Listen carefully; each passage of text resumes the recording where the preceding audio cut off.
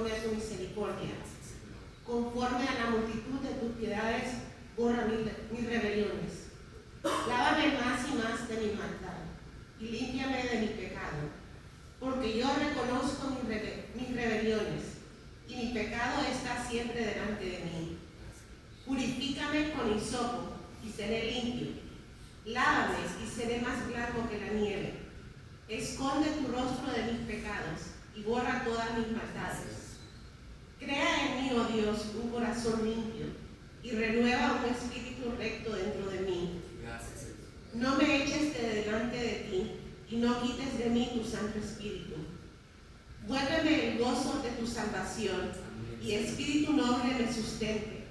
Entonces enseñaré a los transgresores tus caminos, y los pecadores te convertirán a ti. Que Dios bendiga su palabra. Gloria al Señor. Sí, Padre, te adoramos en esta mañana. Iglesia, ahorita vamos a dar un aplauso al Señor de señores y al Rey de Reyes, porque Él es digno de recibir toda la gloria y toda la honra. Sí, Señor, te adoramos, Rey. Bueno, bienvenidos a la casa de Dios. Vamos a declarar que el Señor es todopoderoso con esta canción. Amén. No, todopoderoso. No. Señor.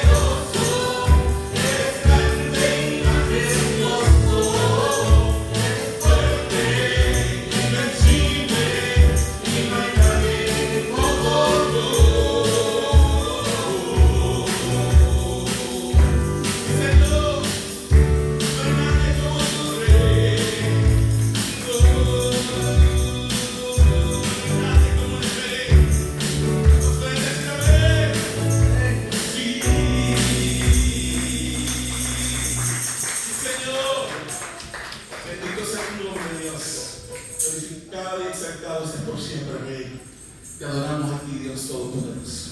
Amén. Gracias por estar con nosotros.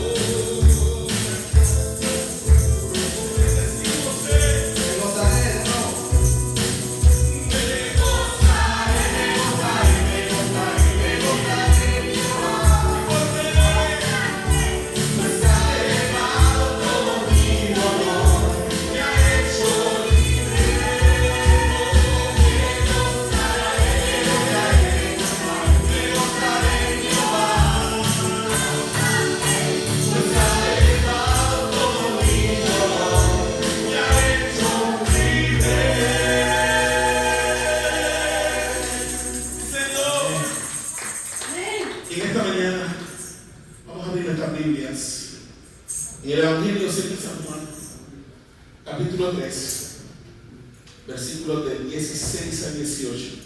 Evangelio según San Juan, capítulo 3, versos del 16 al 18. Evangelio según San Juan, capítulo 3, versículos del 16 al 18. Cuando lo tengan, me dicen amén.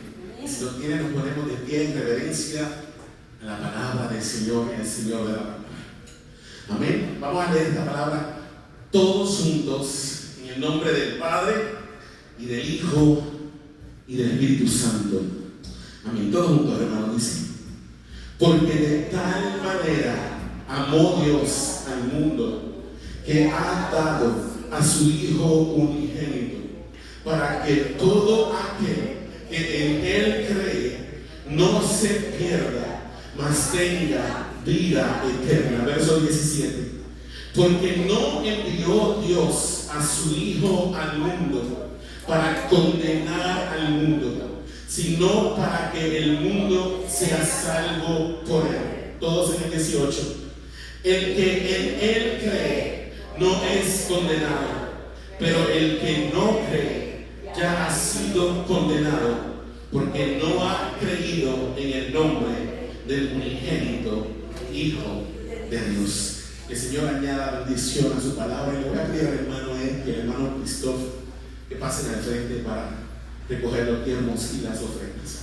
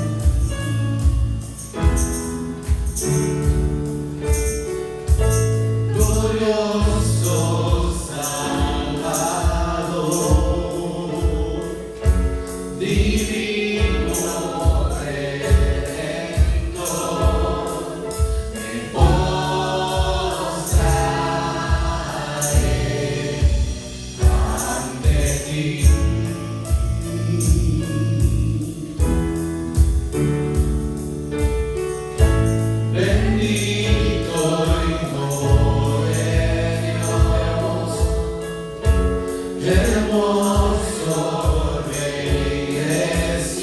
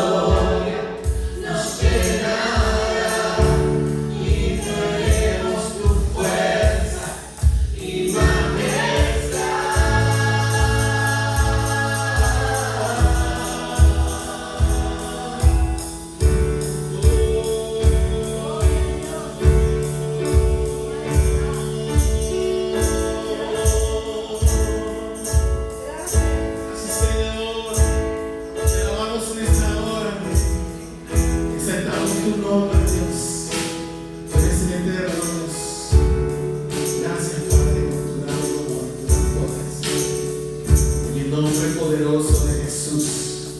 Te exaltamos y te glorificamos, Señor. Gracias por estar con nosotros. Amén. Vamos a dar un aplauso al Rey de Reyes, al Señor de Señores, el único digno de recibir la gloria.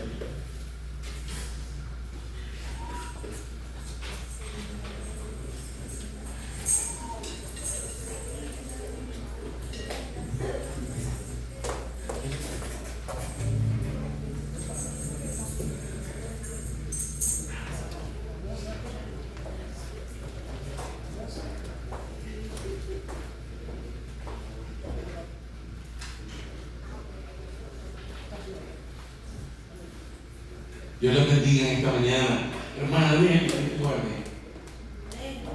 En esta mañana tengo por acá el hermano Eric, que ya que no lo ve, hermano, Dios te bendiga. Bienvenido a la casa del Señor. Nos alegra tenerte con nosotros. Amén. No eres tú, Eric, es el otro. Tú siempre estás aquí. El otro es Eric.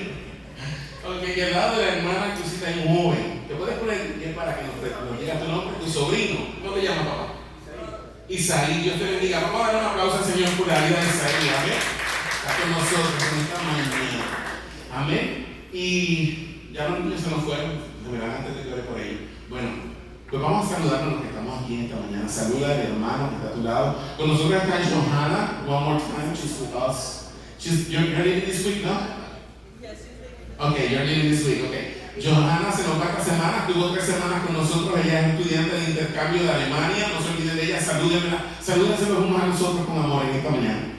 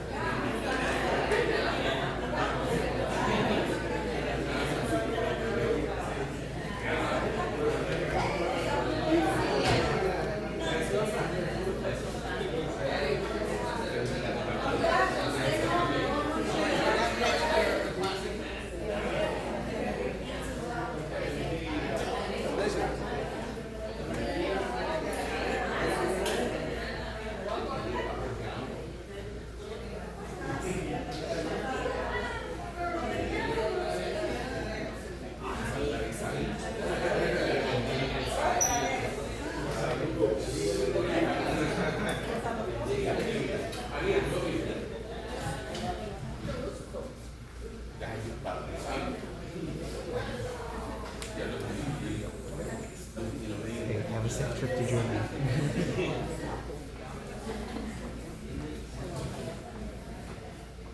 Amén. Bendito sea el nombre de nuestro Señor. Vamos a ver, Dios te bendiga, Benjamín, nos amo, papá. Pues como que está, como amaneció como nubladito, ¿verdad? Y los días que está nubladito, como que las sábanas se le quedan pegadas a uno. Yo no tuve tiempo de que se me pegara la sábana. Porque vine derecho del trabajo para acá. Pero ahí vamos, amén. Así que, hermanos queridos, bienvenidos a la casa del Señor. Amén. Estamos tan contentos de estar en la casa del Señor. Un domingo más del día que ha hecho el Señor. Nos gozamos, nos alegramos en el día en que conmemoramos su victoria sobre la muerte, sobre la tumba, sobre Satanás, sobre todos los demonios. Nuestro Señor se coronó como Rey y Señor sobre todas las cosas. ¿Cuántos alaban al Señor Jesús por su grandeza? ¿Cuántos saben que Él es el Rey, exaltado, coronado, glorificado por los siglos de los siglos? Amén. Así que ahora, hermanos, vamos a pasar a la palabra del Señor y quiero invitarlos a que abramos nuestras Biblias en la epístola del apóstol Pablo a los Efesios, en el capítulo 12, y vamos a leer los versos 8 y 9. Epístola del apóstol Pablo a los Efesios, capítulo 2, versículo 8 y versículo 9. Hermano, ¿habrá agua por ahí? Que tengo la garganta seca. Efesios 2, 8 y 9. Cuando tengan la palabra del Señor, quiero invitarlos a que nos pongamos de pie, en reverencia a la palabra de nuestro Dios y al Señor de la palabra. Vamos a leer esta palabra todos juntos en el nombre del Padre y del Hijo y del Espíritu Santo. ¿Qué dice la palabra del Señor? Dice: porque por gracia sois salvos por medio de la fe. Y esto no de vosotros, pues es don de Dios, no por obras, para que nadie se gloríe. Pon tu mano sobre esa escritura en esta mañana y vamos a pedirle al Señor que nos hable. Amén. Padre, gracias por haber inspirado al apóstol Pablo a escribir estas palabras. Señor, estas palabras que fueron reveladas por tu Espíritu, Señor, y que fueron transmitidas a nosotros de manera inerrante e infalible, Señor, por la pluma del apóstol Pablo, Señor, tu siervo. Señor, gracias porque la base de nuestra fe es esta salvación tan grande, esta salvación que nos es concedida por gracia a través de la fe en Jesucristo tu Hijo. Señor, en esta mañana yo me escondo detrás de la cruz del Calvario. Señor, me toca una tarea de exponer tu palabra. Tú sabes que exponer tu palabra, Señor, no es fácil, Señor. Padre, porque soy un vaso humano, finito, falible, que comete errores, Señor, que es imperfecto. Señor, que está sujeto a pasiones. Señor, pero en esta mañana me escondo detrás de aquel que es la roca inconmovible, de aquel que es el que se complace en usar vasos de barro. Gracias por haber puesto este tesoro tan grande en vasos de barro, Señor, como nosotros, como mis hermanos y como yo, para que la excelencia del poder sea tuya y no de nadie más. Señor, te pido que Jesucristo sea glorificado y exaltado en esta mañana a través de la palabra, Señor, que se va a estar exponiendo. Señor, ayúdanos, Señor, a mí a exponer la palabra y ayuda a mis hermanos a poder entender esta palabra y recibir esta palabra. Señor, que tu Espíritu Santo, Señor, abra nuestros corazones y nuestros oídos. Señor, y si alguno en esta mañana que está aquí aún no ha tenido un encuentro personal con Jesucristo, el Hijo de Dios, que esta palabra sirva, Señor, para traerlo convicto, Señor, por tu Espíritu Santo. Señor, se ha traído convicto, Señor, a fe y a arrepentimiento.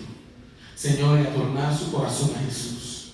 Señor, y que en esta mañana mis hermanos puedan ser edificados y consolados también por esta palabra. Corrígenos a través de esta palabra, Señor. En el nombre de Jesús, nuestro Señor, oramos. Amén y amén. Bendito sea el nombre del Señor. Podemos sentarnos en esta mañana. Estamos, ¿verdad?, celebrando. Hoy es, gracias, mamá. Te lo agradezco mucho, mucho.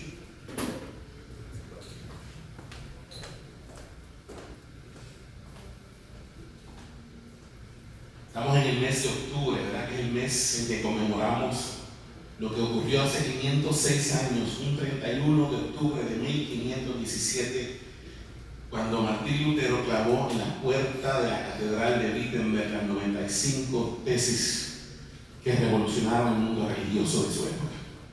Amén. Y la serie que de la que hemos estado hablando las últimas semanas es Sola Gratia, Sola Fide, celebrando los pilares de nuestra fe. Sola Gratia, Sola Fide, celebrando los pilares de nuestra fe. Y hoy es la tercera y última semana en la que voy a estar tocando el tema salvos por gracia, por medio de la fe en Jesús. La semana que viene voy a continuar con esta serie hasta finales quizás de noviembre, pero la semana que viene vamos a estar tocando el tema de las obras versus la fe versus obras, ¿ok? Pero hoy vamos a culminar con lo que es salvos por gracia, por medio de la fe en Jesús. Salvos por gracia, por medio de la fe en Jesús. Y ustedes saben que a mí me gusta dar siempre como un pequeño repaso de lo que estuvimos hablando la semana anterior. Y durante las últimas 3 semanas hemos estado navegando a través del capítulo 2 de Efesios, de la carta a los Efesios. En la primera parte de este sermón, que fue hace 2 semanas atrás, estuvimos analizando los versículos del 1 al 3. y vimos cuál era la condición del hombre y la mujer que no tienen a Cristo. Aprendimos en ese primer sermón que el hombre sin Cristo está muerto espiritualmente, sigue los valores y principios del sistema del mundo que está gobernado por Satanás, es esclavo de su naturaleza pecaminosa, es esclavo de sus pensamientos corruptos, es hijo de desobediencia y se encuentra bajo la ira de Dios Todopoderoso. Aprendimos también que la voluntad del hombre y la mujer que no tienen a Cristo Jesús como Señor y Salvador de sus vidas no es libre. La voluntad del hombre y la mujer sin Cristo no es libre, mi hermano. Por lo tanto, la persona que no tiene a Cristo no tiene la capacidad de escoger el bien sobre el mal en asuntos competentes a la vida espiritual. Un hombre y una mujer inconversos, como están muertos espiritualmente, su albedrío o su voluntad no es libre, por lo tanto, no tiene la capacidad de poder escoger el bien sobre el mal en asuntos que conduzcan a la vida eterna. Esto no quiere decir que las personas no tienen voluntad para hacer lo que les plazca, ¿verdad? Usted tiene voluntad para escoger con quién se va a casar. Usted tiene voluntad para escoger qué ropa se va a poner en la mañana. Usted tiene voluntad para escoger qué carro se quiere comprar.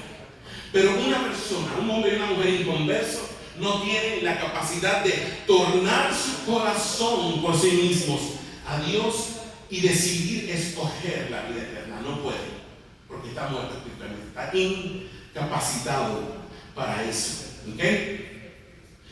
Por esta razón, mi hermano, es imposible para el hombre y la mujer inconversos desear o querer creer en el Evangelio de manera salvífica. El hombre sin Cristo es esclavo de sus deleites y no ama, no desea a Dios ni las cosas de Dios. El hombre sin Cristo por naturaleza no ama ni desea a Dios ni las cosas de Dios. Hasta aquí están conmigo, ¿verdad?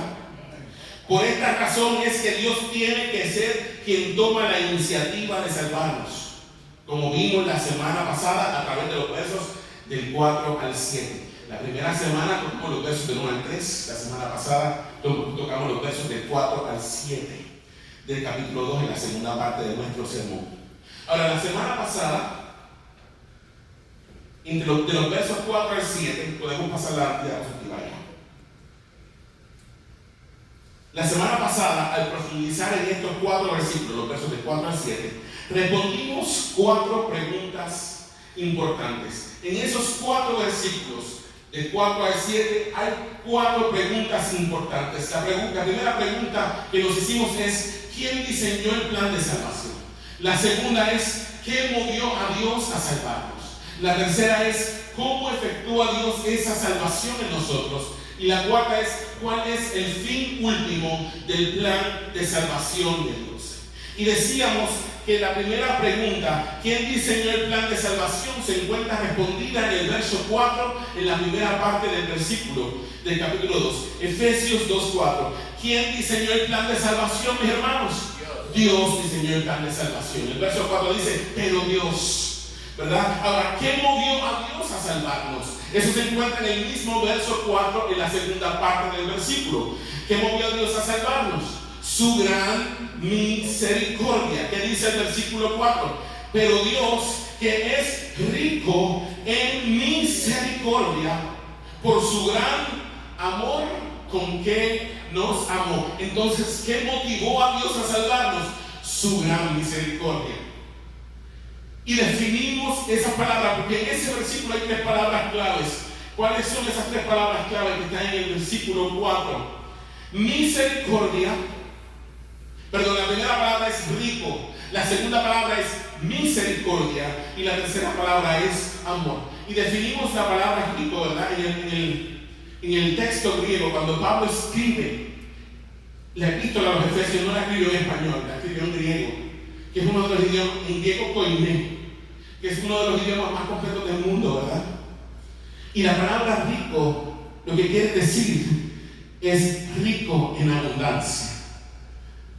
Pero Dios, que es rico en abundancia, pero no es rico en riquezas materiales. Aquí dice que es rico en misericordia. O sea, Dios es rico, abundantemente rico en misericordia. Y la palabra misericordia en el griego lo que significa es compasión. Dios es rico en compasión. Y la palabra compasión es un sentimiento, una pena profunda que te lleva a tener compasión, valga la redundancia, por la condición en que la persona se encuentra. Pero no solamente es una pena profunda, es una pena que te lleva a hacer algo, que te motiva a hacer algo. Entonces, la compasión es algo que te lleva, o que llevó en este caso a Dios, a hacer algo para salvarnos de nuestra condición miserable, ¿verdad? Y en muchos versículos de la Escritura, en los que vemos el mismo pasaje que leímos esta mañana, Juan 3:16, dice: porque de tal manera amó Dios al mundo, que ha dado a su Hijo unigénito. Romanos 5:8, mas Dios muestra su amor para con nosotros, en que siendo aún pecadores, Cristo murió por nosotros. Y la tercera palabra que vimos es la palabra amor. Dice que Dios, que es rico en misericordia, por su gran amor con que nos amó. Y la palabra amor en griego es la palabra ágape. Y la palabra ágape nos habla de un amor que es decisional, un amor que no tiene nada que ver con los sentidos, no tiene nada que ver con los sentimientos. Es un amor que toma la decisión de amar aquello que no es amable. Es un amor que toma la decisión de amar aquello que no merece ser amado. Es un amor que es decisional y al mismo tiempo es un amor incondicional, porque no depende de algo que la criatura haya hecho o pueda hacer para recibir ese amor. Dios es rico en misericordia. Dios diseñó el plan, y el motivo por el cual Dios decide salvarnos es simplemente su gran misericordia. Pero en los versículos 5 y 6 se nos responde la tercera pregunta: ¿cómo es que Dios efectúa esta salvación en nosotros? Mi hermano, y la respuesta a esta pregunta es sencilla: Dios efectúa esta salvación en nosotros haciéndonos partícipes de la muerte, la resurrección y la glorificación de su Hijo. Y son están los versículos 5 y 6. Pero vamos a leerlo desde el 4 para tenerlo todo en conjunto. Vamos a leerlo todos juntos. Desde el 4, la 1, la primera que dice: pero Dios, que es rico en misericordia, por su gran amor con que nos amó, verso 5, aún estando nosotros muertos en pecados, ¿qué dice?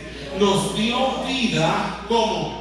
Juntamente con Cristo. Por gracia sois salvos. El verso 6 que dice: y juntamente con Él nos resucitó, y asimismo nos hizo sentar en los lugares celestiales con Cristo Jesús.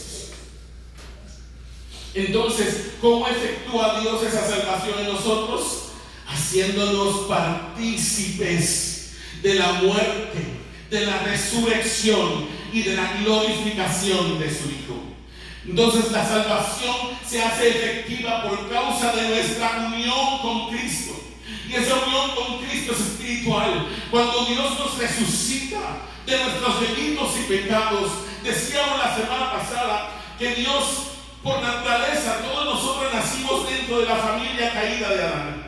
Pero cuando Dios decide salvarnos, que nos resucita espiritualmente, Dios nos saca de la familia de Adán y nos une, nos injerta en la familia de Cristo. Nos injerta en Cristo. Y decíamos la semana pasada que estar en Cristo es participar de todo lo que Cristo es. y de todo lo que Cristo hizo. Entonces Dios nos une a Cristo de una manera espiritual tan fuerte, aunque tú no lo puedes ver tal vez, aunque tú no lo puedes sentir, pero tú tienes que creer que cuando Dios te salvó, Dios te unió con Cristo en su muerte. Dios te injertó en Jesús. Dios te injertó en aquella cruz juntamente con Cristo. Por eso el apóstol Pablo decía: con Cristo estoy juntamente crucificado. Yo participo de todo lo que Cristo es y de todo lo que Cristo hizo. Tú, si has nacido de nuevo, también participas de eso.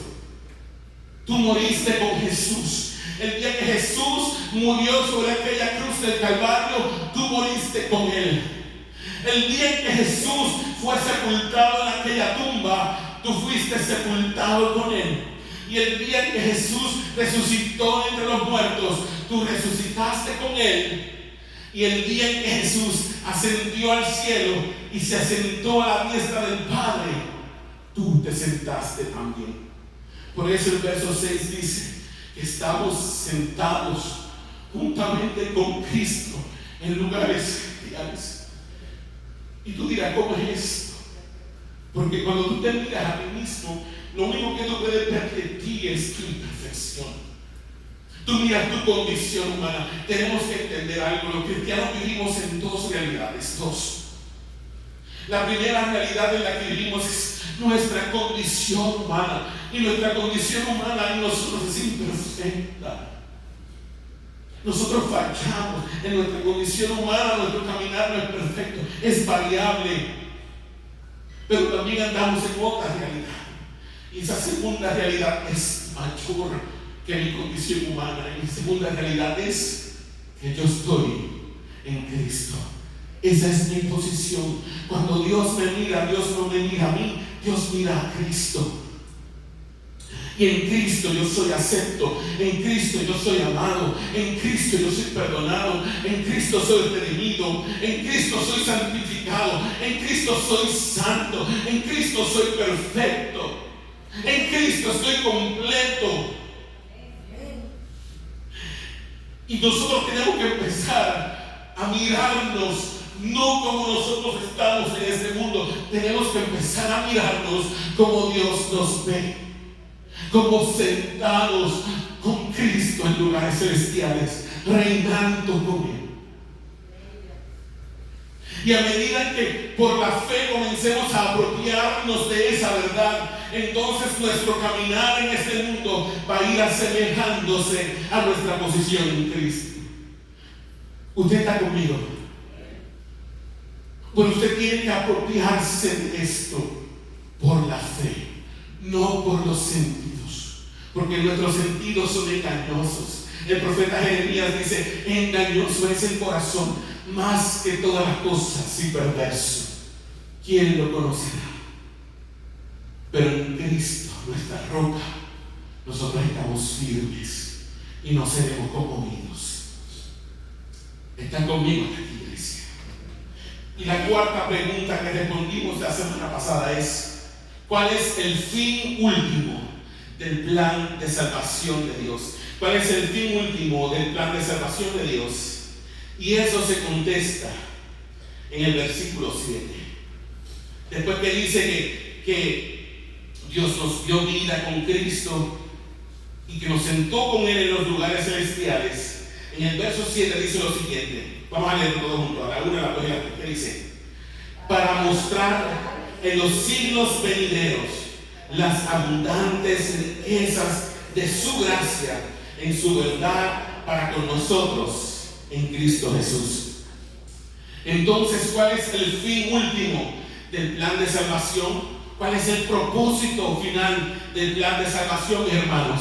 El propósito final del plan de salvación es la gloria de Dios por toda la eternidad. Dios nos salvó para su gloria.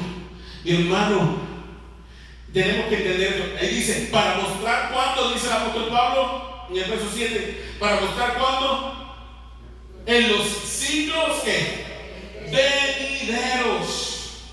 ¿Qué vamos a mostrar nosotros en los siglos venideros?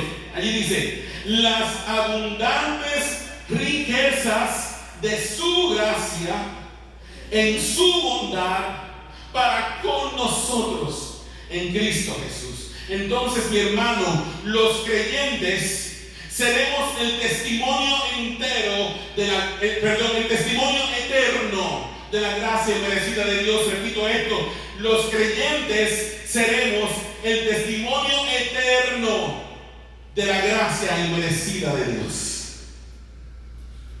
En la eternidad, delante de todos los ángeles, de todos los seres celestiales, nosotros vamos a ser el testimonio eterno de la gracia inmerecida de Dios. Mi hermano, Dios nos salvó no por alguna cosa buena que haya visto en nosotros de antemano, sino por pura gracia. Los creyentes seremos por la eternidad los trofeos de la gracia inmerecida de Dios. ¿Usted sabe eso? Usted es un trofeo de la gracia inmerecida de Dios. Usted no se ganó su salvación por sus propios méritos. Dios la compró, Dios la ganó para usted, para su gloria.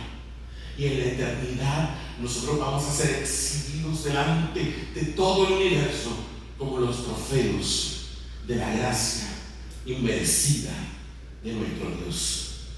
Toda la gloria de la salvación pertenece a Dios y no a nosotros. Repito esto, toda la gloria de la salvación le pertenece a nuestro Dios y no a nosotros. ¿Cuántos saben y están de acuerdo con eso? Que la gloria de la salvación es de Él, no es de nosotros. Hoy vamos a entrar en los versos 8 y 9. Y dice el versículo 8: porque por gracia sois salvos por medio de la fe. Salvos por gracia, por medio de la fe. Vamos a leerlo todos juntos. ¿Qué dice allí? A la 1, a la 2 y a la 3. Porque por gracia sois salvos por medio de la fe. Con estas palabras, con esa frase que está allí en la pantalla, mis hermanos queridos, el apóstol Pablo resume todo lo que ha dicho en el capítulo 2 hasta este punto. Todo lo que está escrito en el capítulo 2 hasta este punto está resumido en esa pequeña frase: porque por gracia sois salvos por medio de la fe. Les voy a preguntar algo en esta mañana. ¿Cuántos han escuchado la frase: no importa en lo que creas, lo importante es tener fe? ¿Cuántos han escuchado eso? No, muchachos, no importa en lo que tú creas, lo importante es tener fe. La gente dice eso por ahí. Lo importante es tener fe. No importa lo que tú creas, ten fe en la ciencia, ten fe en Buda, ten fe en lo que tú quieras. Lo importante es tener fe. Y después dice, eso dice la Biblia. ¿Se atreven a decir eso? ¿Cuántos han escuchado? Esta es la segunda pregunta que te hago esta mañana. ¿Cuántos han escuchado la frase: la fe es lo que salva? ¿Han escuchado eso antes? La fe es lo que salva. La fe es lo que salva. ¿Estás seguro? ¿Fe en qué? ¿Fe en la fe? ¿Fe en la luz eléctrica? La fe en Jesús lo que salva. ¿Ok? Vamos a entrar de lleno aquí. Les pregunto, ¿serán correctas estas aseveraciones, mi hermano? No. La respuesta es no, no son correctas. En este versículo, del verso 8, el apóstol Pablo nos explica que la fe no es lo que nos salva.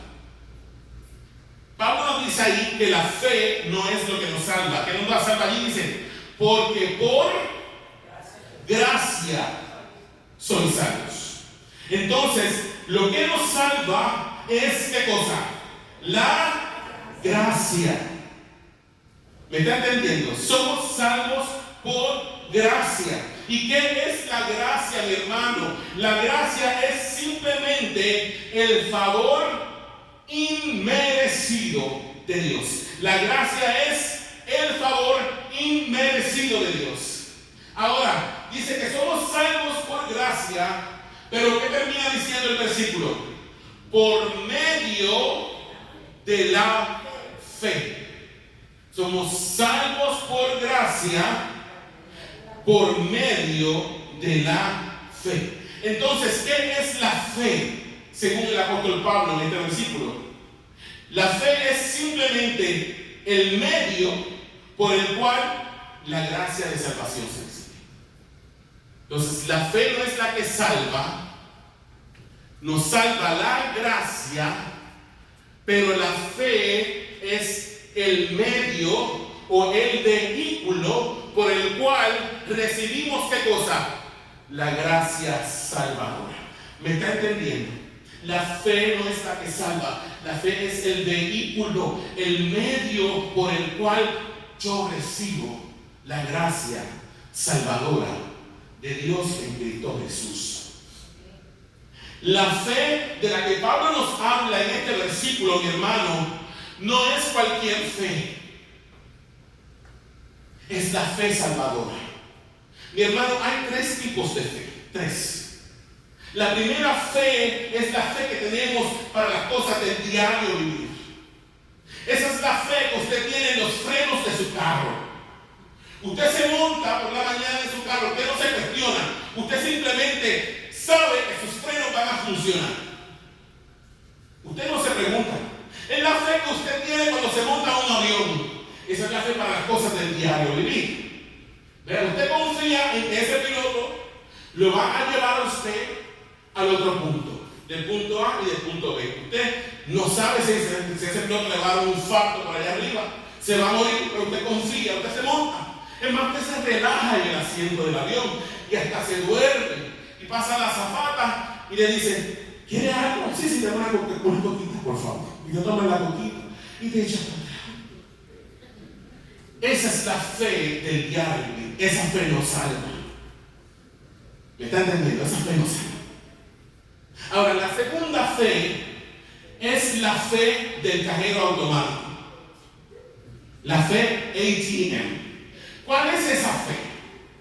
La fe ATM es esa fe que cuando usted está en un aprieto,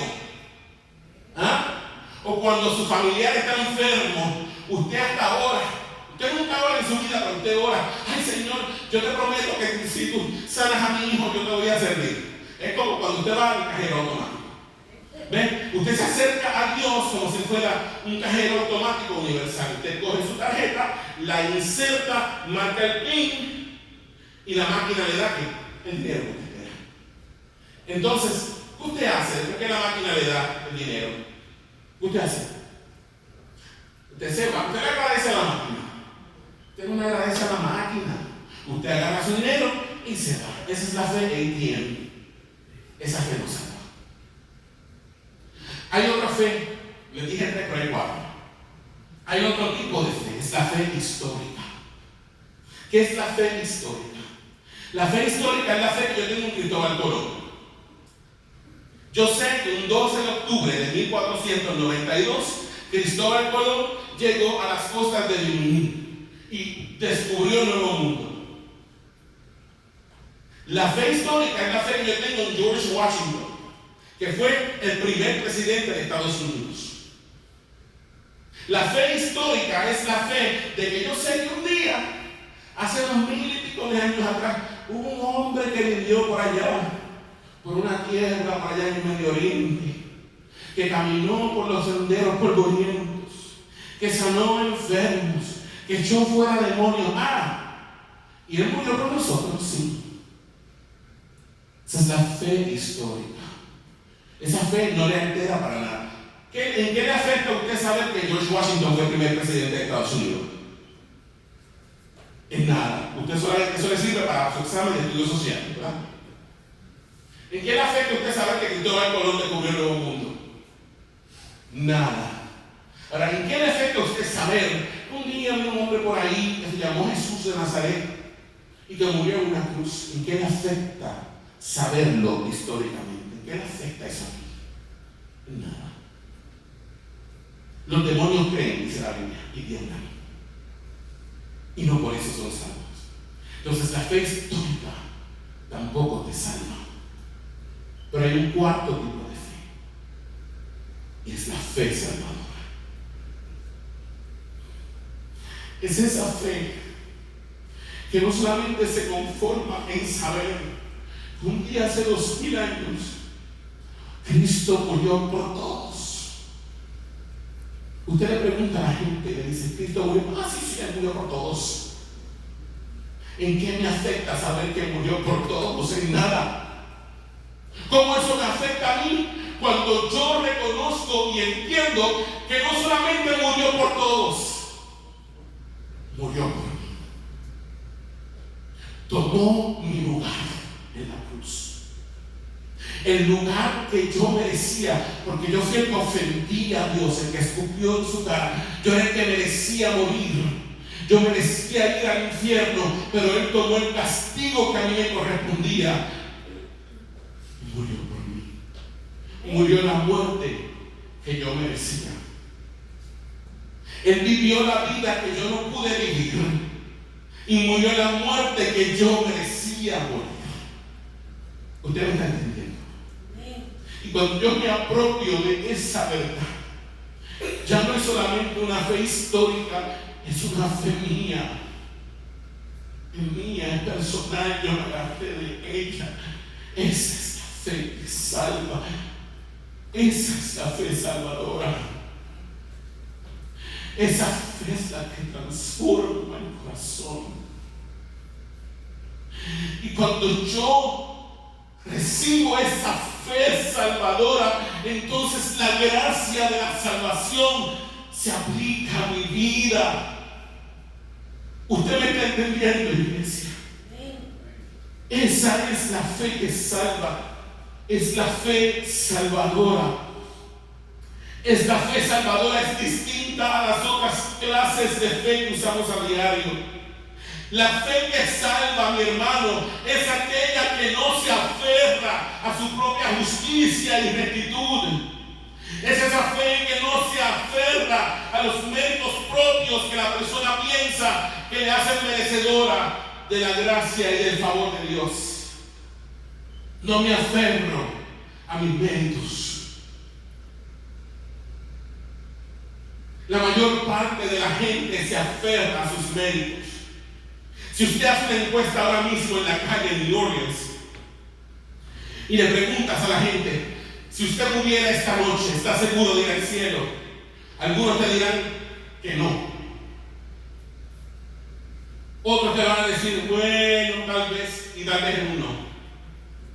Otros te van a decir, oh sí, yo voy a ir al cielo. Y cuando tú le preguntas, si tú murieras esta noche y te presentaras delante de Dios, ¿qué tú le responderías si te preguntara por qué debo dejar de entrar al Señor? Y esa gente que te contestó que sí, te va a decir, bueno, porque yo he sido un buen ciudadano, bueno, porque yo no le hago mal a nadie, bueno, porque yo fui un hijo fiel con mi mamá, la cuidé hasta lo último, muchachos, tú no sabes. Y de rápido te marcan el rostro, así se ve como una justicia. Mérito propio.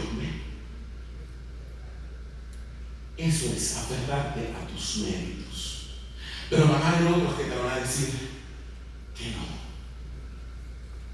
Y te van a decir, y tú vas a preguntar ¿por qué? Porque he sido malo. Mi hermano, no importa. Ya sea que tú seas de esos que se justifican, pensando en las cosas buenas que tú has hecho, o sea de aquellos que dicen, bueno, que yo he sido malo. Los dos tienen un concepto de salvación por obra. ¿Usted me está entendiendo? Tanto el que sabe, tanto el que dice que yo he sido malo, como el que dice, no, yo he sido bueno. Salvación por obra. Yo iba a la iglesia. Yo siempre iba a la iglesia. Yo nací en el banco de la iglesia, muchachos, tú no sabes, como me dijo una vez. Yo nací en el banco, yo nací en el evangelio, yo nací en la iglesia. ¿Qué nació en la iglesia? ¿Qué nació en el evangelio? Los papás eran cristianos, ¿no? Mi tía decía, no lo va a ver por YouTube porque no me ve, así que puedo hablar de ella. Mi tía decía de mi abuela, muchachos, si mami no va al cielo, no va nadie. No va nadie, porque si mami no va al cielo, no va nadie, porque mami ha sido una santa. salvación por obra misma. Eso es aferrarte a tu propia justicia. Eso tú te estás ahogando en el mar y te aferras al primer tablón que encontraste. Tus propios méritos, tu propia justicia. ¿Me estás entendiendo, iglesia? La fe que salva, mi hermano, considera su propia justicia y rectitud como insuficiente e incapaz de hacerle merecedor de la gracia y el favor divino. La fe que salva es aquella que nos lleva a aferrarnos solamente a la cruz de Jesús. Nos lleva a aferrarnos solamente a la justicia, a la rectitud y a la perfecta obra de Cristo a favor nuestro, no de la nuestra. Aferrarte a tu propia justicia es como aferrarte al primer pedazo de madera que te estabas en un barco, se hundió y te agarraste del primer tablón que encontraste. Ahora, si pasa un barco de rescate y te tiene un salvavidas, ¿qué tienes que hacer si estás agarrado el taloncito? Si quieres salvarte, ¿qué tienes que hacer? ¿Qué tienes que hacer con esa tablita que te agarraste? Tienes que soltarla. Esa tablita es tu justicia, tu propia obra. No puedo confiar en eso. Tengo que soltarla y me agarro de qué? Del verdadero salvavidas. ¿Me está entendiendo? Que es Cristo. Hasta aquí está conmigo, iglesia. Seguimos por acá. Ahora bien, la fe en Cristo, escucha esta iglesia, la fe en Cristo es un requisito. La fe en Cristo es un requisito con el que debemos cumplir a fin de recibir esa salvación. Dios demanda a los hombres que crean en Jesús con el fin de ser salvos. Vuelvo y repito, la fe es un requisito para la salvación. ¿Cierto? Dios lo bendiga. Bienvenido. La fe en Cristo es un requisito para la salvación. ¿Cierto o falso? ¿Qué dice Juan 3:16? Porque de tal manera amó Dios al mundo que ha dado a su Hijo unigénito para que todo aquel que en Él cree, y ese Él es ¿quién? Jesús. Porque de tal manera amó ¿quién? Dios. ¿A quién? Al mundo, que ha dado a su Hijo unigénito para que todo aquel que en Él cree, en Jesús, ¿qué pase? No se pierda, mas tenga vida eterna. Verso 17 que dice: porque no envió Dios a su Hijo al mundo para condenar al mundo, sino para que el mundo sea salvo por Él. ¿Qué dice el 18? El que en Él cree, en Jesús, no es condenado, pero el que no cree ya ha sido condenado. ¿Por qué? Porque no ha creído en el nombre del unigénito Hijo de Dios. Entonces, la fe es un requisito necesario para poder recibir la salvación. Ahora, hay un problema aquí. Porque aprendimos en Efesios 2, del 1 al 3, que ningún hombre o mujer que está muerta en delitos y pecados tiene la capacidad de ¿qué? De tener fe en la persona de Cristo. What? O sea, Dios exige fe para ser salvo, pero el hombre no tiene la capacidad de producir esa fe salvadora.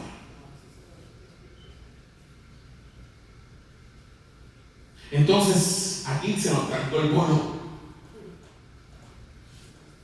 Dios me exige, porque la fe es un requisito para poder recibir la salvación.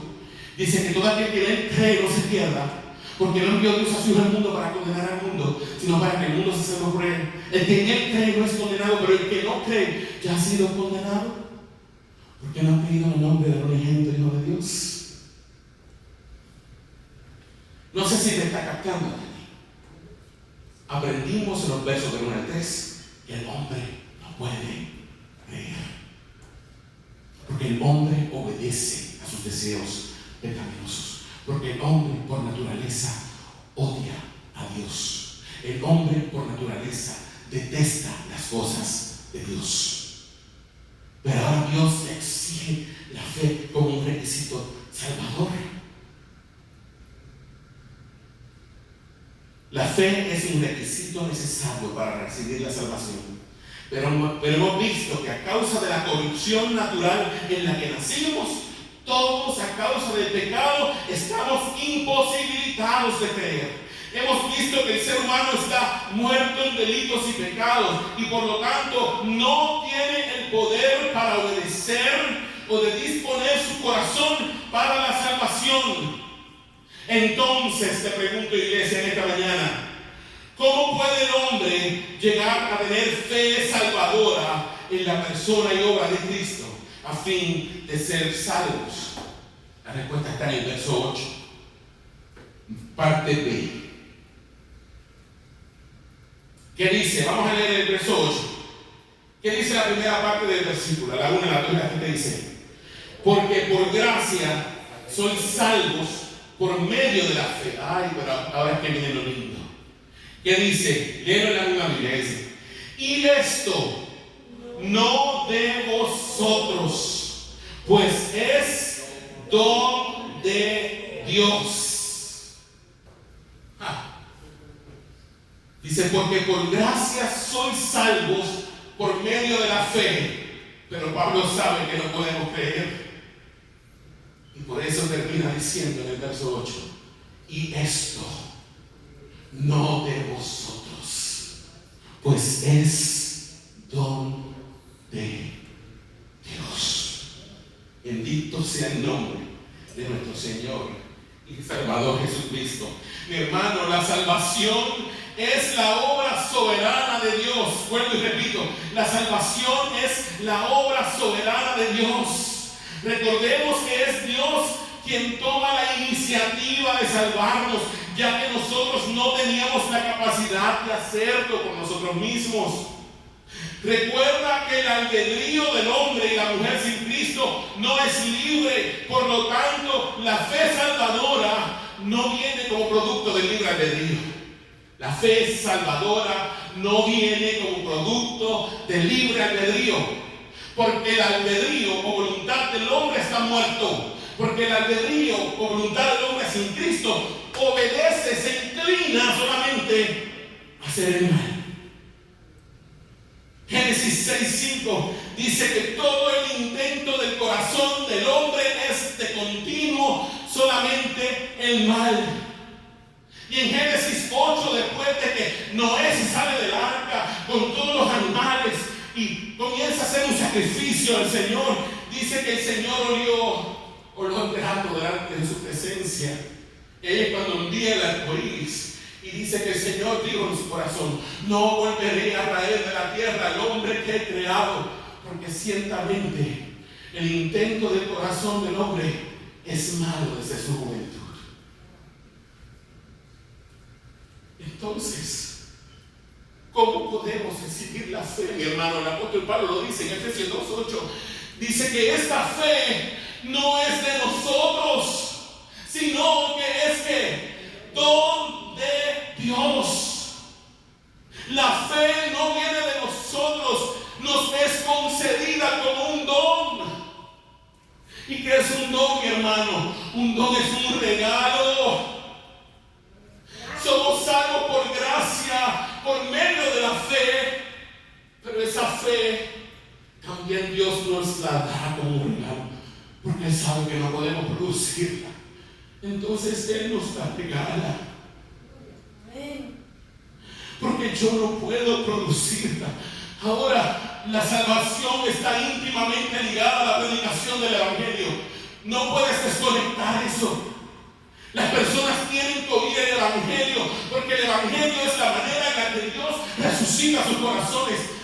Yo creo que acá en la diapositiva anterior, hija, la fe nos es concedida como un don de Dios. El apóstol Pablo en Romanos 10:17 nos dice cómo se produce la fe en nosotros. ¿Qué dice el apóstol Pablo? A la 1, a la 2 y a la 3 que dice: así que la fe es por el oír, y el oír, ¿por qué? Por la palabra de Dios. Entonces es por medio de la predicación del Evangelio que Dios llama a los muertos a la vida. Es por medio de la predicación del Evangelio de Cristo que Dios resucita esos corazones que están muertos en delitos y pecados. Cuando Dios resucita sus corazones muertos, entonces sus ojos son abiertos, su corazón es cambiado. En el libro de Ezequiel dice, en Ezequiel 26 creo que es, si no me equivoco, donde Dios dice que Él esparciría sobre nosotros agua limpia y seríamos limpios. Él dice que quitaría de nuestra carne el corazón de piedra y pondría un corazón de carne. ¿Cómo Dios hace eso? Por medio de la predicación del Evangelio. Eso es el nuevo nacimiento. Dios primero nos resucita, entonces nos da la fe para que podamos creer en Jesús. Si Dios no resucita al muerto, no puede venir lo que es Cristo. Usted no está entendiendo, iglesia. Bendito sea el nombre de Jesús. Glorificado sea su nombre. La gracia o el favor inmerecido de Dios, hermano, escucha esto, es la provisión. Qué palabra tan bella. La gracia o el favor inmerecido de Dios es la provisión que Dios ha hecho para salvar al pecador. Mira quién es el que provee. ¿Quién es el que provee? Dios. Hace 2 semanas, 3 semanas atrás, quizás más, les conté o recordamos la historia de Abraham cuando fue a sacrificar a su hijo Isaac sobre el monte Moria. ¿Verdad? Les dije que el muchachito durante esos 3 días estuvo cargando la leña en su propia espalda. Él no sabía lo que el papá iba a hacer. Y estuvo cargando el fuego y el papá todo ese corazón ahí está pesado. Y el nene le pregunta: papi, tenemos la leña, tenemos el fuego, pero ¿dónde está el cordero? El papá sabía lo que iba a hacer. Pero el papá le dice: hijo, Jehová proveerá el cordero. Y el niño ayudó a su papá a hacer el altar. El niño colocó las piedras, y yo imagino el padre. El niño coloca la leña sobre el altar. Y el padre toma a su hijo en sus brazos, le ata las manos y le ata los pies. Y yo imagino a él diciendo: papi, ¿qué va a hacer? Y el hombre agarra el puñal. Y cuando va a clavarlo en el corazón de su hijo, un ángel le dijo: no lo hagas, Abraham, porque ya he visto que tienes fe. Y cuando Abraham alzó sus ojos, miró que había un carnero enredado en una zarza por sus cuernos. El Señor proveyó el medio. Y hace 2000 años Dios proveyó el medio. Dios ofreció a su Hijo único. Y Él murió en sustitución nuestra. Entonces Dios es el que provee todos los medios necesarios para la salvación. En su gracia, mi hermano, Dios ha provisto todos los recursos y todos los medios necesarios a fin de salvar al hombre. En su gracia, Dios proveyó la ofrenda sustitutiva por el pecado, nuestro Señor Jesús. En su gracia, Dios proveyó los medios a través de los cuales pudiéramos ser salvos. Esto incluye el don de la fe. Dios mismo es el que produce en nosotros la fe salvadora. Entonces Dios provee el sacrificio, Dios provee la ofrenda, Dios provee el cordero, pero también provee los medios para que recibamos la salvación. Provee la predicación del Evangelio, y Él mismo es el que produce la fe en nuestros corazones. Él es el que la produce. La fe salvadora es producto de Dios. Ahora bien, como les dije hace un rato, Romanos 10:17, la fe salvadora viene como producto de exposición a la verdad de las Sagradas Escrituras. Es decir, mi hermano, el Espíritu Santo, por medio de la predicación expositiva del Evangelio, destapa los oídos espiritualmente sordos del hombre y la mujer sin Cristo. Él abre sus ojos espiritualmente ciegos para que vean la belleza de Cristo y la suciedad de su condición pecaminosa. Él regenera su corazón corrupto. Él da vida a sus espíritus muertos en delitos y pecados y produce dentro de sus almas esa fe salvadora, para que entonces por ellos mismos puedan aferrarse a Cristo y ser salvos. Una vez que Dios produce fe en mí, entonces yo soy capaz de por mí aferrarme a la cruz del Calvario. Pero primero Dios tuvo que resucitarme y darme fe. Por medio de la exposición fiel del texto sagrado, el Espíritu Santo hace que ese hombre y esa mujer, muertos en sus delitos y pecados, nazcan de nuevo espiritualmente. Cuando ese nuevo nacimiento, cuando esa regeneración se produce dentro del alma del ser humano, entonces los primeros dos frutos de esa regeneración se manifiestan. ¿Y cuáles son los primeros dos frutos de esa regeneración, mi hermano? Los primeros dos frutos de la regeneración son el arrepentimiento de pecados y la fe en Cristo. Están hasta aquí conmigo. El arrepentimiento y la fe. Pásame la. El arrepentimiento y la fe. La fe que salva, mi hermano, no es el producto de las obras humanas. Es un don, es un regalo de Dios. Ahora quiero que presten mucha atención a esto. Escucha esto, iglesia. Muchas iglesias, escúchalo por favor. Muchas iglesias enseñan erróneamente que el arrepentimiento y la fe son los dos prerequisitos para el nuevo nacimiento. Sin darse cuenta, ellos caen en el error de presentar, aunque sea de manera inconsciente, el arrepentimiento y la fe como obras de salvación producidas por el hombre antes de poder nacer de nuevo. Sin embargo, Pablo es bien claro al decir que la fe no es de nosotros, sino el don de Dios, no por obras para que nadie se gloríe. Mi hermano, en la iglesia actual hay dos maneras de pensar opuestas.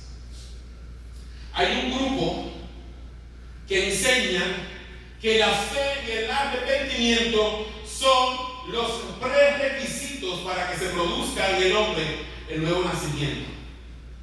¿Ok? Hay un grupo que enseña que el nuevo nacimiento es el producto de la fe y el arrepentimiento. Pero la Biblia nos enseña que es al revés. Que el nuevo nacimiento es el que produce en nosotros la fe y el arrepentimiento. Mi hermano, los que piensan de esta manera, o los que ven la fe y el arrepentimiento como los prerequisitos para el nuevo nacimiento, sin darse cuenta,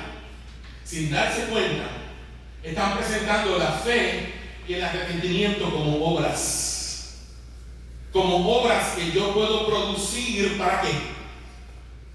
Para recibir el nuevo nacimiento. ¿Me está entendiendo? Y Pablo dice que la salvación no es por obras. ¿Ok? Entonces los que enseñan así, o no, dicen no. El hombre tiene que creer y arrepentirse para que entonces Dios pueda producir en él el nuevo nacimiento. Primero Dios regenera ese corazón muerto, le da vida.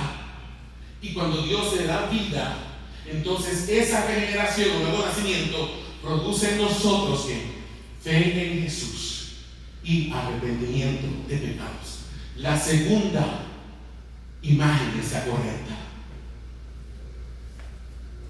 El nuevo nacimiento es el que produce la fe y el arrepentimiento. ¿Están conmigo hasta aquí? Ya estamos terminando, iglesia. Mientras que para Pablo la fe y el arrepentimiento son regalos que Dios nos concede a fin de que podamos recibir la salvación, para muchos cristianos la fe y el arrepentimiento son los regalos que el hombre le ofrece a Dios a cambio de la salvación. ¿Ok? Mientras que Pablo enseña, vamos a leerlo todos juntos. La primera parte es lo que enseña Pablo en Efesios. Vamos a leerlo todos juntos a la una, a la dos y a la tres. ¿Qué dice? La fe y el arrepentimiento son los regalos. Perdónenme, mala mía, malísima. Es al revés. La que está arriba es lo que enseñan muchas iglesias hoy día. ¿Ok? Ese que está arriba es lo que enseñan muchas iglesias hoy día. Vamos a leerlo. ¿Qué dice? La fe y el arrepentimiento son los regalos que el hombre le ofrece a Dios a cambio de la salvación. Eso lo enseña hoy día la mayor parte de las iglesias, mi hermano. Las iglesias que creen que la salvación es por obras. Las iglesias que creen que depende de la decisión del libre albedrío del hombre recibir la salvación. Ahora, lo que Pablo nos enseña es lo que está acá abajo. A la una, a la dos y a la tres. ¿Qué dice? La fe y el arrepentimiento son los regalos que Dios le concede al hombre a fin de que pueda recibir la salvación. No sé si lo captaron, pero son dos maneras de pensar totalmente distintas. En la primera, soy yo el que le doy a Dios como regalo mi fe. Señor, te regalo mi fe y arrepentimiento para que tú, ¿qué hagas? Me des a cambio que la salvación. Entonces, para esta gente, la fe y el arrepentimiento son obras. ¿Me están entendiendo? Obras que yo produzco. Pero Pablo me enseña que es Dios el que me regala a mí la fe y el arrepentimiento para que yo pueda creer en Jesús y recibir la salvación. Sé que son conceptos que son duros de tragar y que muchas veces no estamos familiarizados a ellos porque se nos ha enseñado lo contrario. Pero cuando estudiamos a profundidad el Nuevo Testamento, nos damos cuenta de que la salvación es obra de Dios. ¿Cómo termina el apóstol Pablo en Efesios 2, versículo 9? Vamos todos a leer Efesios 2, 9. Vamos a leer desde el 8 para el contexto, ¿ok? Vamos todos juntos, a la 1, a las 2 y a las 3. ¿Qué dice el verso 8? Porque por gracia sois salvos por medio de la fe, y esto no de vosotros, pues es don de Dios. Pero ¿qué dice el verso 9? No por obras, para que nadie se gloríe. Entonces la salvación es por gracia, por medio de la fe. Vuelvo y repito, la salvación es por gracia, la recibimos por medio de la fe, pero esa fe no viene de nosotros, es un regalo que Dios nos concede. Dice, porque por gracia sois salvos por medio de la fe, y esto no de vosotros, pues es don de Dios. Y termina diciendo Pablo en el verso 9, no por obras, para que nadie se gloríe. Hermanos, escucha esto, por favor, ya estoy terminando. El Espíritu Santo, escucha esto. Hermanos, el Espíritu Santo, en la pluma inspirada del apóstol Pablo, enseñó claramente que la salvación es por gracia solamente y que la gracia es un regalo o favor inmerecido de Dios. Quien escribió esto aquí, mi hermano, sí fue Pablo, pero quien inspiró a Pablo a escribir esto no fue el hombre, fue el propio Espíritu Santo. Ese mismo Espíritu Santo dejó claro que el medio por el cual ese regalo inmerecido se nos aplica es solamente por medio de la fe.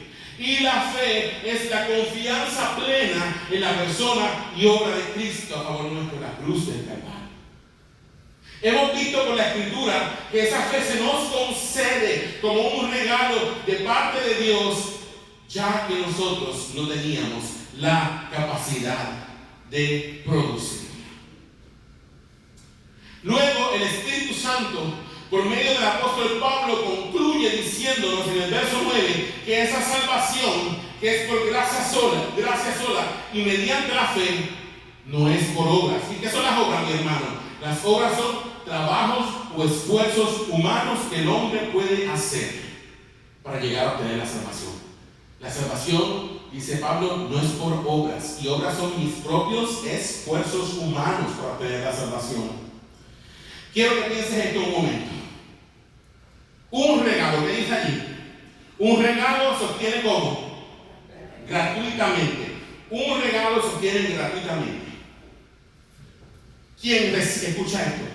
Quien recibe el regalo no tiene que hacer nada para recibirlo. Quien recibe el regalo no invierte ni un solo peso de sus recursos para obtenerlo. Solo lo recibe. Quien otorga el regalo es quien paga el precio por él. ¿Ustedes están entendiendo? Un regalo usted lo recibe de gratis. Usted no da ni un peso por ese regalo. ¿Quién es el que paga por ese regalo? El que lo otorga. Él es el que paga. Usted simplemente lo recibe. Por otro lado, escucha esto. La palabra obras se refiere a trabajos o esfuerzos humanos. Si la salvación fuera por obras, es decir, por trabajos o esfuerzos humanos, entonces ya la salvación no sería un regalo, sino más bien sería ¿qué? El salario o la recompensa por nuestro propio esfuerzo. ¿Me está entendiendo? Si la salvación fuera por obras, entonces ya no sería un regalo. Si Dios me diera la salvación a cambio de algo que yo le di a él primero, o de cambio que yo hice primero, entonces Dios no me está regalando nada. Dios me tendría que pagar a mí ¿qué? Un salario. Dios tendría que darme a mí una recompensa por mis buenas obras. Y es, ven acá, Albertina, tú te mereces ir al cielo, hija mía, porque tú has sido buena, tú te has portado bien, tú te has lavado los dientes antes de acostarte a dormir. Y has hecho todas las cosas correctas. Eso es gracia. Eso es un regalo. Vamos a leerlo todos juntos. Si la salvación fuera por obras o esfuerzos humanos, entonces ya no sería un regalo, sino un salario. Si la salvación fuera por los logros obtenidos por nuestros propios esfuerzos, escucha esto. Si la salvación fuera por los logros obtenidos por nuestros propios esfuerzos, tendríamos razones para gloriarnos. ¿Usted me está entendiendo? Yo tendría razón para decirle a Dios, yo me merezco estar aquí. Como decía mi tía, si mami no va al cielo, no va nadie, porque mi mamá merece ir al cielo, porque ella ha sido buenísima. Entonces, Dios le debería a mi abuela. Y no es así. Pablo dice, no por obras, para que nadie se gloríe. Si la salvación fuera por los logros obtenidos por nuestros propios esfuerzos, tendríamos razones para gloriarnos. La palabra gloriar aquí significa jactarse o tener motivo de orgullo. Y escucha esto, ninguna persona que va al cielo, escúchalo, ninguna persona que va al cielo tendrá motivos para jactarse de que llegó allí gracias a sus logros. Gracias a su santidad, gracias a sus ayunos, gracias a sus oraciones, gracias a sus tiempos de ofrenda, gracias a sus ayudas a los pobres o a los huérfanos, gracias a su cumplimiento con normas o sacramentos. Ninguna obra humana, por buena y encomiable que sea, los hará merecedores del cielo. Si no estás revestido de la justicia de Cristo, Cuando te pares delante del tribunal de Dios, tus obras humanas, por hermosas que sean, no van a soportar el fuego de la prueba divina. La única manera en la que saldrás airoso en el día del juicio, escucha la iglesia, la única manera en que saldrás airoso en el día del juicio será si te encuentras en Cristo. El Padre solo mira con agrado la obra de su Hijo, porque su obra fue verdaderamente perfecta. Y quiero terminar con esto. Es una ilustración que he hecho otras veces. ¿Qué tengo en mi mano? Lapicero, un bolígrafo. Pero ahora quiero que se imagine que este lápiz soy yo. ¿Ok? Este lápiz soy yo. Cuando nací en esta familia, la familia. Usted ve acá. Mi destino era la muerte, mi destino era el infierno. Estaba muerto espiritualmente, pero Dios por su gracia me saca de la familia. Imagínense que este libro que está aquí, que la Biblia es Cristo, ¿verdad? Es Cristo. Cuando Dios nos salva, nos saca de la familia de Adán, me saca de la familia de Adán, este soy yo, y me coloca ¿dónde? En mi nueva posición, que es en Cristo. ¿Dónde está el bolígrafo ahora? En la Biblia, ¿verdad que sí? Pero recuerde que ese bolígrafo ya no es un bolígrafo, ¿soy quién? Yo. Y que esta Biblia ya no es una Biblia, sino que esta Biblia es ¿quién? Cristo.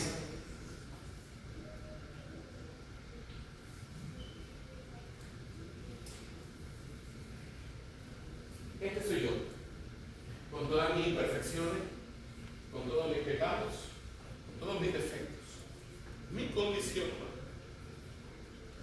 Pero Dios en su gracia me pone en Cristo. Y ahora cuando Dios me mira a mí, ¿a quién mira? A Cristo. Ya no me ve a mí porque mi vida está escondida con Cristo. Entonces yo en mi humanidad soy imperfecto, yo en mi humanidad soy flaco, soy enemigo. Tómalo, no lo tomo literal. Yo en mi humanidad soy débil. Pero Dios me puso en Cristo, y Cristo es santo, y Cristo es perfecto, y Cristo es puro. Cristo es el amado Hijo del Padre. Cristo es lo más que el Padre ama en el universo.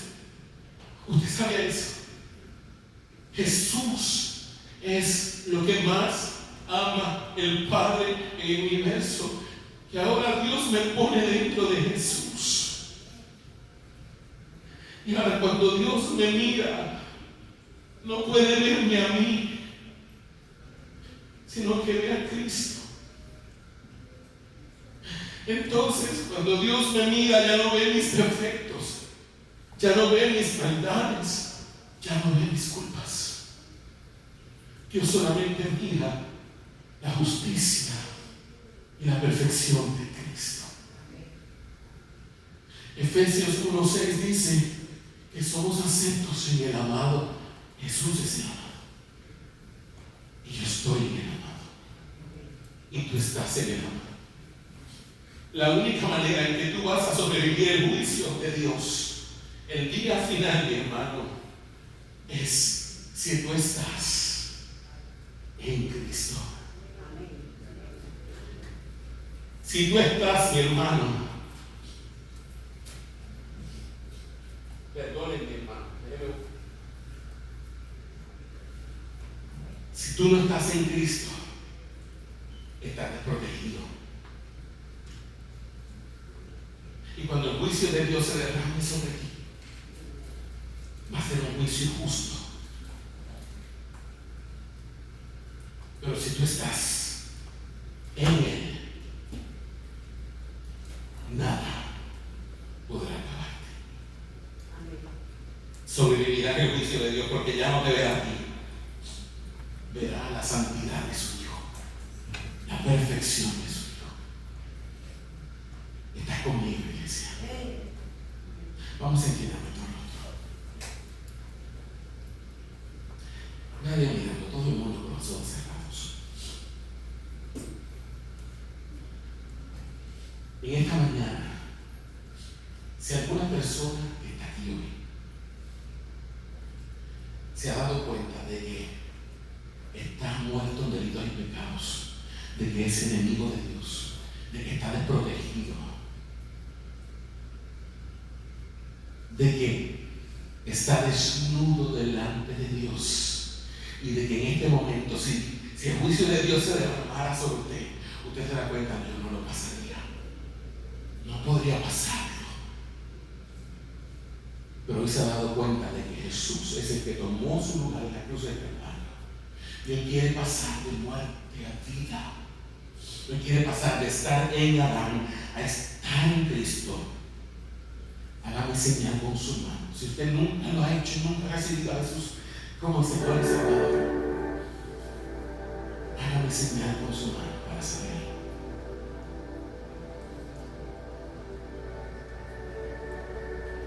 Te bendiga, papá. Y te guarde. Bendito sea el nombre de nuestro Señor.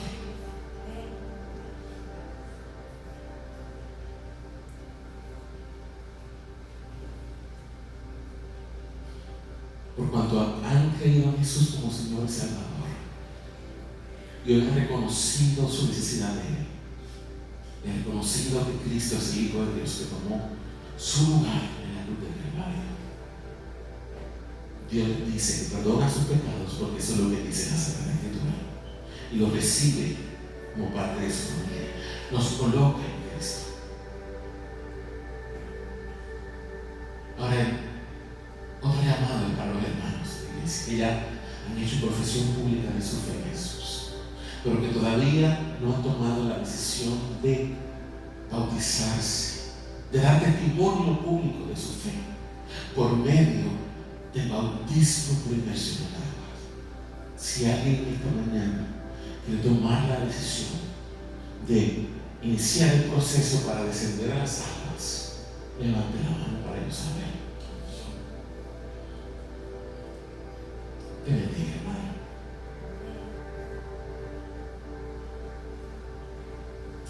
El tercer llamado para la iglesia. Para todo el mundo, con los ojos abiertos. ¿Cuánto le dan gracias a Dios? Porque los puso en Cristo. ¿Cuántos saben que ya Dios no los mira a ellos, sino que mira a Cristo? Saben mucha gente que es cristiana, que ya ha hecho profesión de fe, que se han bautizado, que han sido genuinos en su profesión, pero todavía viven en esa incertidumbre y piensan, caramba, ¿seré salvo o no seré salvo? Si tú has creído en Jesús como Señor y Salvador, yo quiero que tú entiendas algo. Apropiate de eso con la fe. Sabes, va a haber días que no te vas a sentir salvo, ¿ok? Hay días en los que yo me levanto por la mañana y yo digo, caray,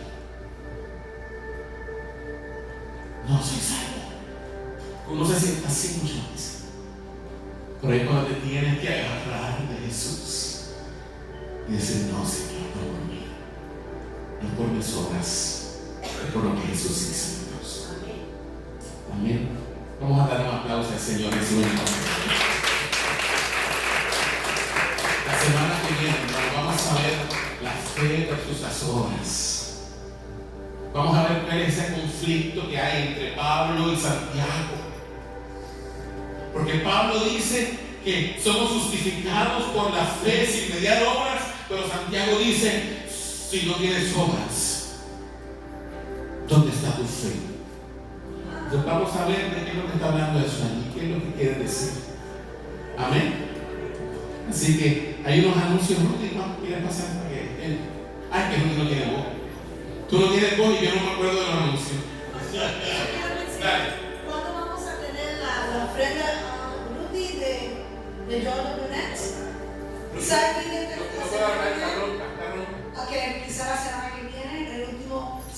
domingo de este mes. Vamos a dejar para el primer domingo de noviembre. Ok, perfecto.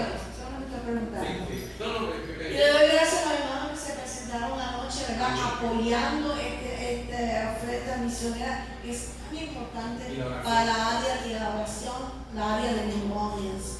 Son muchos ministerios que están ganando personas para Cristo. Amén. Gloria a Dios.